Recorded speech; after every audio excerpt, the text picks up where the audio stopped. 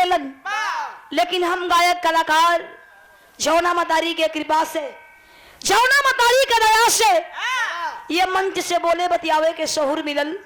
और कार्यक्रम के शुरुआत में ये सुंदर पुष्पहार दे करके और ये 501 रुपए दे करके सम्मान किए गए, स्वागत किया आप हमारे गार्जियन, हमारे पूजनी और इस कार्यक्रम के आप अध्यक्ष आदरणीय आप श्री कपिल देव सरोज जी, ये आपकी ओर से सम्मान आया है। नमस्ते प्रणाम।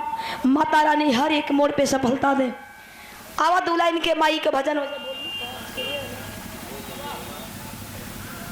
दूल्हा इनके माई का भजन हो जाए। आवा मास्टर।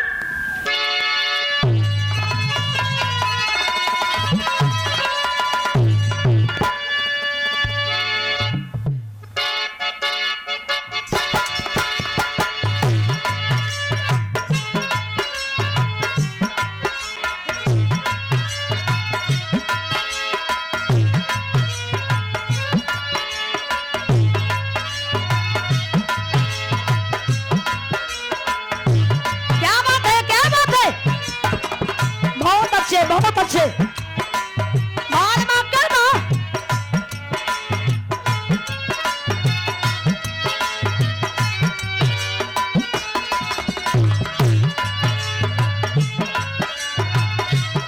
क्या बात है, क्या बात है।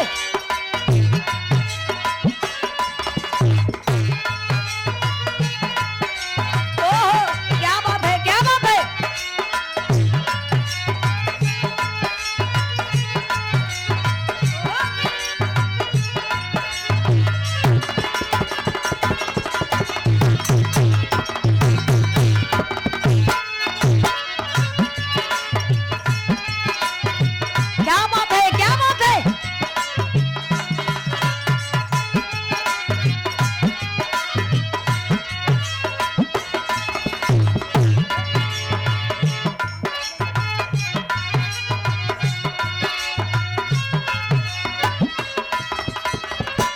और ये देखें, ये बहुत रुपए दे करके अभी सम्मान किए गए आदरणीय आप श्री पप्पू पागल जी, गुरु हैदर अली जी के आप दीवाने हैं।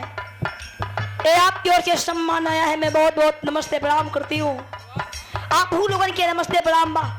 देखा हम बताई ना कि वंदना से पहले धुन बतावल बहुत जरूरी नहीं होला, लेकिन हमन के असली देवता असली भगवान आप लोग बानी। आप लोग चाहिला गवाईला ना चाहिला ना गवाईला।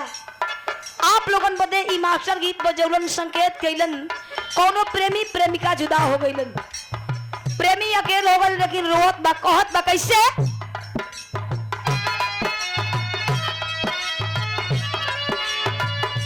ये कहे पूछता पता दिल हो,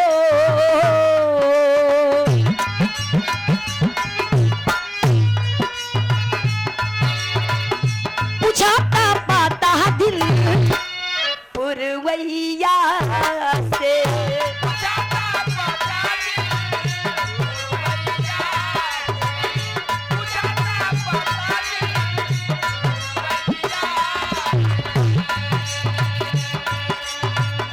छोड़ के गईलू रानी तू जहिया